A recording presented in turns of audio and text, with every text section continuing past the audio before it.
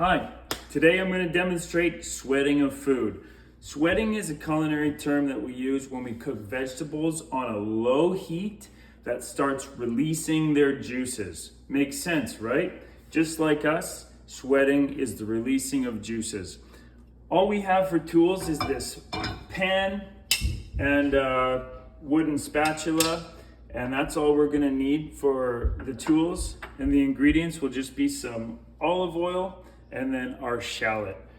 I have this pan going on medium-low heat, and I'm just going to go in with a little bit of oil, followed straight away by our shallot.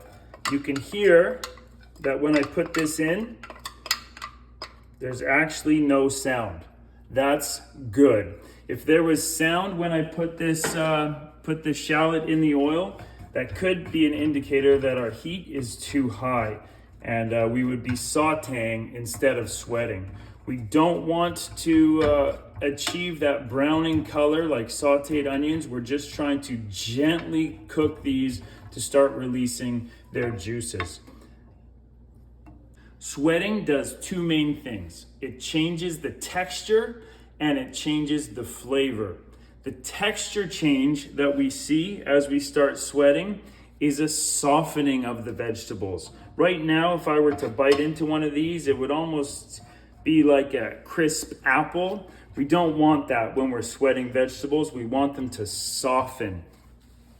The release of water and that low heat that we're cooking them on begins breaking down the structure of the vegetables, and they will turn really, really soft. The flavor change that we get is a taming of the sharpness of flavors, like onions or these shallots, or it takes off that bite. Like, again, if I were to take a bite of a raw onion, it would just punch me in the face with that sharpness.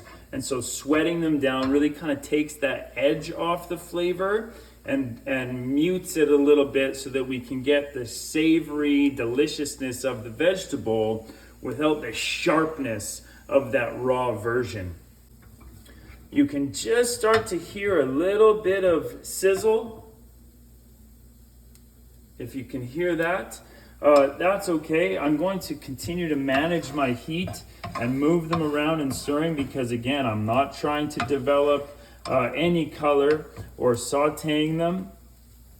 I'm just trying to sweat them down and release their juices. You can see here another great visual cue is that they actually start getting translucent. I don't know if you can see this right here as I zoom in. That translucent nature of their visual is also a really good cue that my sweating is working well. This process should only take 4 to 7 minutes, depending on how large you've diced your vegetables. Larger pieces, like maybe diced red pepper or carrots, will take a little bit longer, but smaller pieces like these small dice on the shallot that I did won't take very long at all.